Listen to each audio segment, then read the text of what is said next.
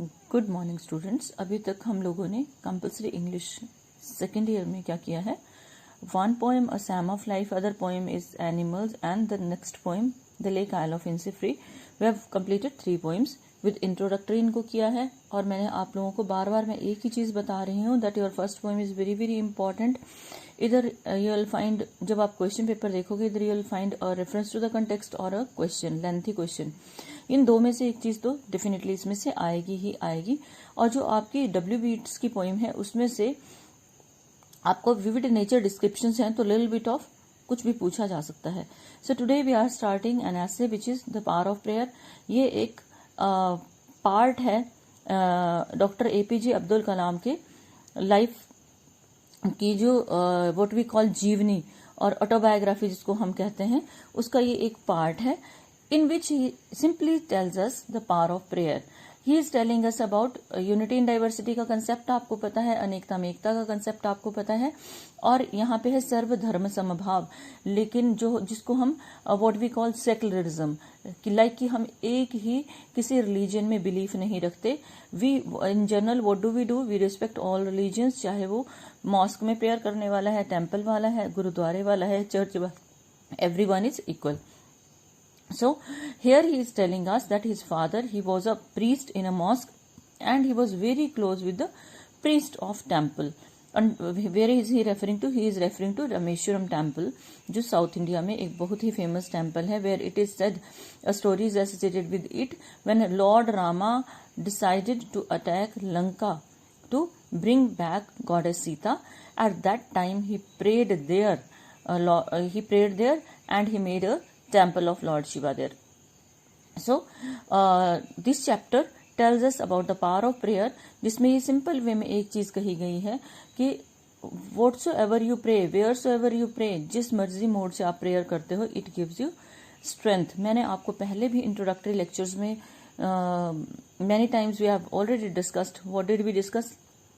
Like prayer can be done anywhere. Prayer आप कहीं भी कर सकते हो. It is not very important to go to the temples. अब देखिए कितने मंथ से ही हमारे temples closed हैं, लेकिन still we are praying. And prayer is, what is it? It is a food for soul. You are providing food for mind. You are reading, you are studying. Food for mind, food for body is being provided by whatsoever you eat, and it is the food for soul. जो prayer है food for soul है. और जो value of silence है, जो आपका first year का chapter है, वो इससे क्लोजली कनेक्टेड है, जहां पे बुद्धिस्ट मॉनेस्ट्रीज का है, they keep their eyes close and they remain indulged in prayers, और they remain busy in prayers. So what do, they just relax themselves. तो जो प्रेयर है, it gives you inner strength. और जो closing lines of this chapter are very very important. Where the missile man, what does he say? He says that God gave him an assignment and he selected a very simple man for this. He never felt like जो हमारे president थे doctor Abdul Kalam, उनकी कहीं भी कोई ऐसी statement हम लोगों को नहीं मिलती है where he felt like a slight touch of arrogance is there. No, you'll find like he belonged to a very poor family, and in that very family, how did he live? It is told, and his struggle is revealed, and his height is revealed. Where did he reach at last? And he remained a teacher throughout his life. सबसे ज्यादा important इनका है कि he remained a teacher throughout his life. When he passed away, when he met with an accident, and at that time he had been to Seven Sister States in order to give some lecture there. So let us start this chapter. We read about the author a little bit. We are told about the date of birth of Dr. Kalam. It was 15th October 1931. Where was he born? In Rameshwaram, which is in Tamil Nadu. He belonged to a boatman's family. Boatman क्या होता है? जो नाविक होता है, that is called a boatman. And what was his specialization? He specialized in aeronautical engineering from Madras Institute of Technology. As the chief of the research and development program, he was responsible for the development of Agni और पृथ्वी missile का आपको अच्छी तरह से पता है. He was there, he was responsible. An unparalleled defense scientist. Unparalleled, इसको अगर आप ब्रेक करोगे तो पैरेलल आपको वर्ड मिलेगा. अनपैरेलल, जिनकी तुलना नहीं हो सकती है या जिनके पैरेलल कोई नहीं आ सकता है. He was awarded the Padma Bhushan in 1981, Padma Vibhushan in 1990 and highest civilian award Bharat Ratna in 1997 for his rare means बिल्कुल different सा contribution to the space program of India and in building self-reliance in defense systems. और जो उनका phase रहा है when he was associated with our labs and at that time we became self-reliant also. Dr. Kalam was scientific advisor to Defense Ministry.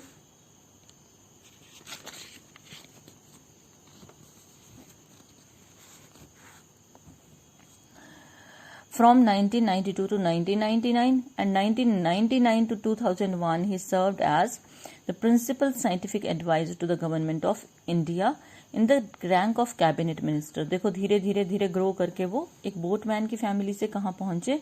It was because of his hard work and dedication and faith in God above all. In 2001 he turned to teaching and research as professor. और 2001 में वो as professor teach करने लगे technology and societal transformation at Anna University, Chennai. On 25th July 2002, he became the 11th President of India.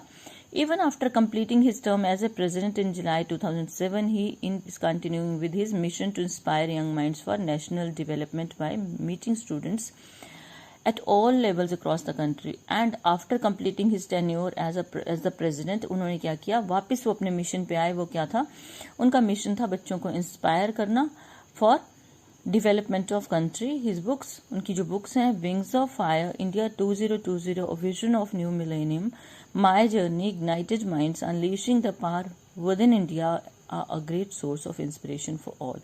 मैंने आपको countless times आप लोगों से शेयर किया है कि go through positive books, go through motivational books, listen to inspirational talks. तो ये भी उनका एक हिस्सा है. और जो ये ऐसे है, ये एक पार्ट है किसका, विंग्स ऑफ फायर का.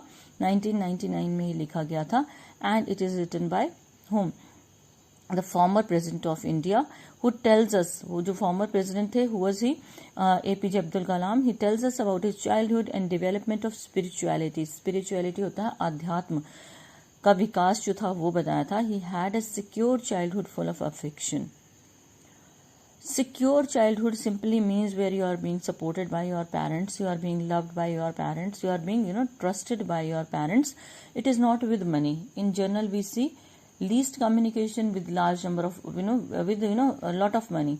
वो एक secure childhood नहीं है. Secure childhood कहाँ है, जहाँ parents बच्चे को सही गलत बताते हैं, उसको गाइड करते हैं, उसको मोटिवेट करते हैं, उसको टाइम देके उसके साथ टाइम निकालते हैं. He had a secure childhood full of affection and care which he didn't lack any necessities for life. अब उसमें कोई कमी नहीं थी, बेसिक नेसेसिटीज उनकी सारी पूरी हो रही थी.